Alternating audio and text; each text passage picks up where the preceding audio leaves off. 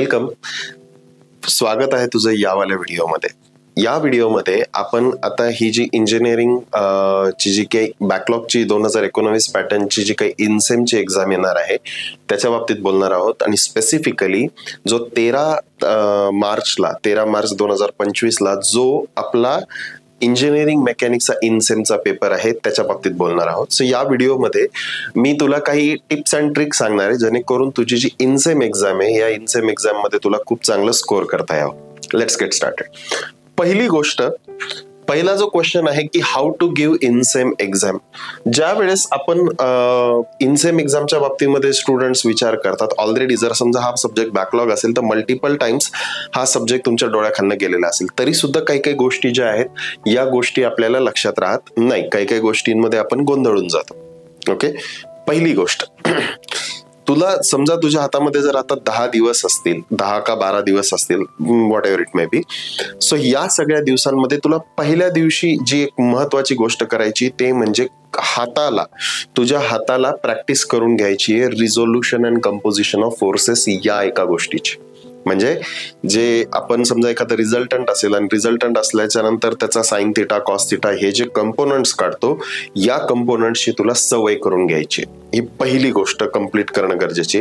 दुसरी गोष्ट, मेकॅनिक्सचा अभ्यास पेपर जवळ आला त्यावेळेस मी जास्त करेल असं करायचं नाही. मेकॅनिक्सचा अभ्यास ज्यावेळेस पेपर जवळ आला त्यावेळेस मी हळू रिव्हिजन वाईज अभ्यास करेल, पण मला आता सर्वात जास्त फोकस करायचं. हे बघ, मेकॅनिक्सचा जो पेपर आहे 13 तारखेला, हा पेपर सध्या नॉट अर्जंट बट इम्पॉर्टंट या कॅटेगरीमध्ये. जर तू आतापासून जर काही सुरुवात नाही केली, आतापासून जर कष्ट नाही घेतले, तर तोच पेपर अर्जंट अँड इम्पॉर्टंट या कॅटेगरीमध्ये येऊन जाईल. I don't want that paper in urgent and important category. म्हणून मला त्याच्यासाठी काय करणं गरजेचे आहे, आतापासून मेहनत करणं गरजेची आहे. सो याच्यासाठी फर्स्ट डे तुला काय करायचं आहे, continuously resolution composition resultant, resolution composition resultant हा जो प्रकार आहे या प्रकारावर तुला मास्टरी हासिल करायची. ही पहिली गोष्ट. दुसरी गोष्ट, कॅल्क्युलेटर. भरपूर वेळेस मुलांचे कॅल्क्युलेशन मध्ये मिस्टेक होतात ओनली बिकॉज बॉडमास रूल वापरण्यात येत नाही. सो बॉडमास रूल जो आहे हा बॉडमास रूल तुला प्रॉपरली पाठ लक्षात असणं गरजेचं आहे आणि तो कॅल्क्युलेटरवर जमणं गरजेचं आहे. ही एक महत्वाची गोष्ट आहे. आता इनसेम एक्झामच्या बाबतीत जर बघायचं तर व्हॉट टॉपिक्स टू फोकस. 2 महत्वाचे युनिट आहेत आपल्याकडे. कुठले कुठले? एक आहे introduction to resolution and composition,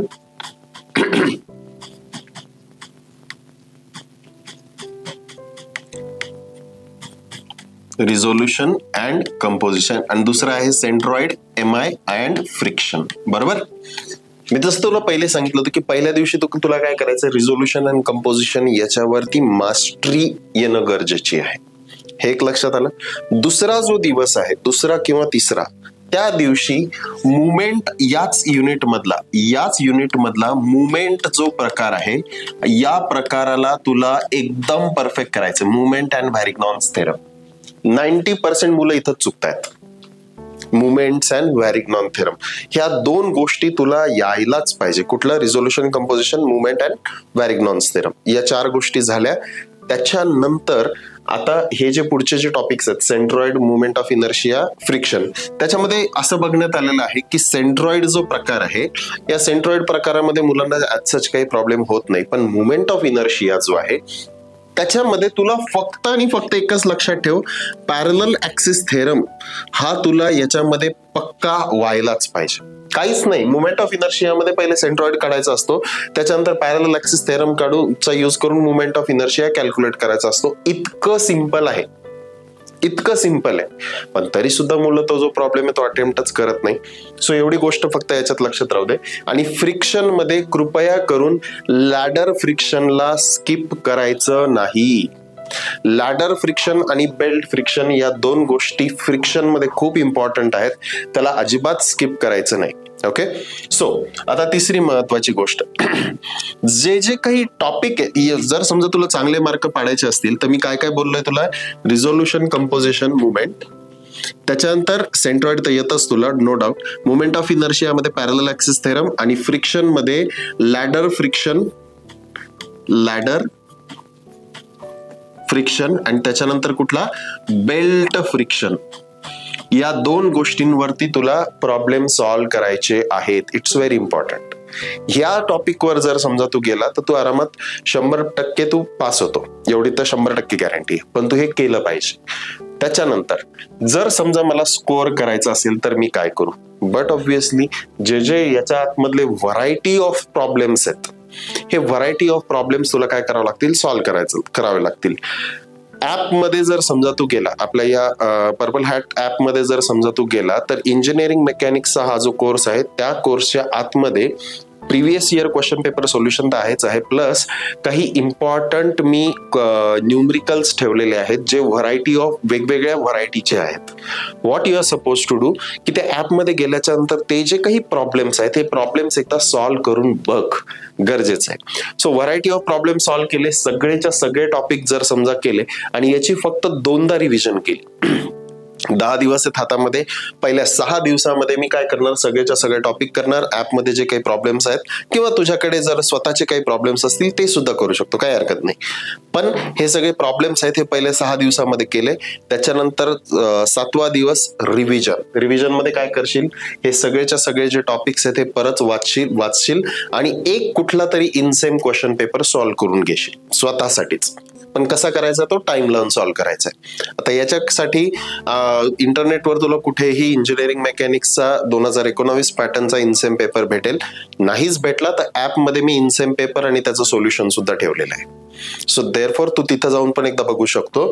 परंतु 7व्या 8व्या दिवशी तुझे कमीत कमी इंजिनिअरिंग मेकॅनिक्सच्या इनसेमचे 2 पेपर सॉल्व्ह झाले पाहिजे, टाइम लावून, कुठलीही चिटिंग न करता. त्याच्यानंतर 9वा जो दिवस आहे, म्हणजे उद्या एक्झाम आहे आणि मी आजचा दिवस, आजच्या दिवशी अजिबात कुठलाही क्वेश्चन पेपर सॉल्व्ह करून बघू नकोस, कुठलाही नवीन प्रकार करू नकोस, कुठलाही नवीन व्हरायटी जो प्रॉब्लेम आहे तो बघू नको. फक्त आणि फक्त एवढे दिवस तू जे काही प्रॉब्लेम स्वतःच्या हाताने सॉल्व्ह केलेले आहेत तेवढ्याच गोष्टींना बघायचं आजचा दिवस. ओके, त्याच्या पलीकडे काहीही करायचं नाही. आपोआप माणूस काय करतो? स्कोअर करतो, आपोआप कॉन्फिडन्स आलेला असतो. आता सर्वात इम्पॉर्टंट गोष्ट जी भरपूर मुलांची चुकते, what not to do.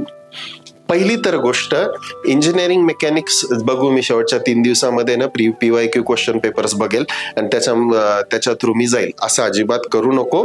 Tu score करू शकणार नाही. मे बी तुला थोडेफार मार्क पडतील पण तू स्कोअर करू शकणार नाही. It needs continuous practice. ही एक पहिली गोष्ट आहे. दुसरी गोष्ट, क्वेश्चन पेपर स्वतःचे सॉल्व्ह झाल्याच्या नंतर कृपया करून तुझे जे कोणी टीचर्स आहेत किंवा जे कोणी सिनियर आहेत ज्यांनी खरंच क्वालिफाय केलेलं आहे मेकॅनिक्स चांगल्या मार्कांनी, त्यांच्याकडनं चेक करून घे.